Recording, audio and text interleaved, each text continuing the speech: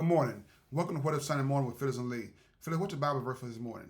Matthew, 5th chapter, 44th verse. Jesus instructs his followers, but I tell you, love your enemies and pray for those who persecute you. Now, what does that mean to you? When people have done you wrong or still doing you wrong, you pray for them. You pray for your enemies? Yeah. So, what do you hope to gain from that? I don't hope to gain for nothing. I just want to do right. Because I do know the seeds you sow will come back.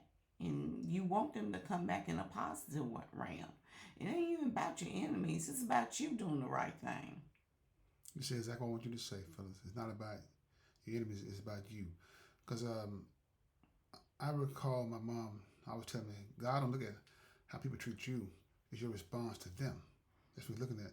You know, when I look back over, I don't know the Bible that well. And I don't know every verse, verbatim, you know what I'm saying? But one thing I do know that I've been living my life according to the Bible. When I read certain verses of the Bible, and we discuss it in Sunday school because all my life, people bully you sometimes, and people do wrong things to me, and I still never mistreated them. You know, I guess that's the God inside of me. So, Phil, have you ever had an encounter with somebody that did you wrong and you still treated them accordingly? Yes. Can you give us a situation? This was a job a long time ago. And this girl, I don't know, I guess I must have been beneath her or whatever. I don't know what she thought of me, but every time we crossed paths, her demeanor toward me was kind of always negative. So one day, the manager was getting on her about something, and I intervened, and I explained to the manager, even though it looked like it might have been her fault, but it really wasn't. And once I intervened in that situation, she never told me um, thank you or nothing, but her whole demeanor changed toward me. So she was more pleasant toward me. She was more, how can I say it? It's just her whole demeanor changed. But also, I know sometimes pride can get in people's way that they won't say sorry, even though they need to say sorry. But I was satisfied from just how her demeanor had changed. Did they really need to say the sorry, Phyllis? Or, like I said, because you saw the change in her. And like you said, the pride aspect of that, people just feel embarrassed because, you know why? Conviction. I believe that when you did what you did, after all that she put you through, she knew that you wasn't, she knew that you wasn't just like her. And by you stepping in and saying that and defending her because she didn't do it, a lot of people would have probably said, you know what, forget that. She get exactly what she deserved. And you, by you having God inside of you, you said, no, no, I want not it happen on my watch. Even though she treated me bad and terrible and all those things, I still had compassion for her. That's what God wants from people. I have compassion toward the your actions. If you do not do it, I'm not gonna say or agree that you did do it when you did not do it if it was something wrong. And yes, I did say pride got in the way of her saying, I'm sorry.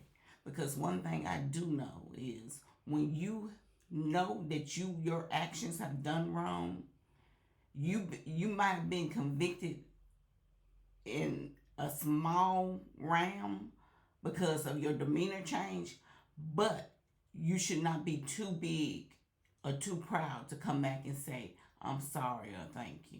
You show ownership of your actions. Therefore, when you don't show ownership of your actions, you you sorry halfway, not all the way. See, Phyllis, see, that right there, Phyllis, people, you have to meet them where they are. And like I said, she's not fully grown yet. People, they so used to doing things in the evil realm, and when they find somebody that come along that's good, it's something that's new to them. It's like a shock all of a sudden it's like a shock. So, like I said, I believe she probably tell you that she was sorry, but she told you she was sorry in the only way that she could by what? By being nice to you. You know, I recall a situation. I was at this place. I was in a leadership role, and management wanted to get rid of this, wanted to fire this man, and they wanted me to help do it. For I guess I don't know, want me to set him up or whatever it was. But I went to this man. I said, "Look at man." I said, "I don't know what you're doing." This guy, he had I guess a little grudge against me, whatever it was, because he always started treating me differently. And I said, "I don't know what are you doing, but they are watching you. So whatever you're doing, stop." So they demoted me, and the whole warehouse knew that they had demoted me and everything. And so one day, we was out there in the warehouse. I was at there working, and he made a loud statement. Said, "Yeah, Lee Craft. Now you back to where we at now. Now I see you're quiet. You know. So what happened to you?" I said, "I'm not quiet." I said, "I'm the same man." I said, "I would have still had my job if I did what they wanted me to do." He said, "What was that?" "To get rid of you." He got quiet. He got quiet. The other guy on the side heard what I said. He said, "Ooh wee." See, it takes courage. It takes courage to be who you are, fellas. I don't just because I don't. We don't bow down to those because you are bosses and everything to just go along with the program. We are different. We come from a different cloth, and that's why you did what you did. Do you have any other situations about No, not that. You sure about that, brother? About the woman that slammed the door, you tried to slam the door in your face. You still showed her compassion. You don't recall that one? No, I didn't show her compassion. Oh, you didn't? No, I didn't. What did you show her? None. I just told her what I think, and that's it. Oh, okay. And what did you think? No, I questioned her because she used that door as a weapon. She don't know door could have hurt me because it was a heavy door. So no, I didn't. I confronted her. So how did it make you feel? It didn't make me feel no less or more. The key is I question your motive. You could have hurt me. Was that the right thing to do? Yes, it was. Okay. Because sometimes you don't sit in the fact of you having to cuss somebody out or get eye to eye, but you can question people's actions. Because I'm like, hey, why did you do that? You could have hurt me and you knew I was behind you. You're exactly right, Philip. Sometimes it's always good to face. Ain't nothing wrong with facing. And the problem I have with people of the world today is when you do question people, they tend to question your motives, not saying nothing about the other person. I'm going to stand up for myself, but the key thing is I do always communicate with God because he give me discernment of what to react to, what to respond to, and how to go about it. And I did it in the right way. You did the right thing.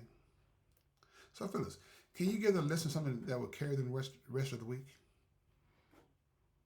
You're always going to be faced with challenges. People going to always be a thorn in your side. Just be prepared for them. That's why I said build a relationship with God and ask him for discernment.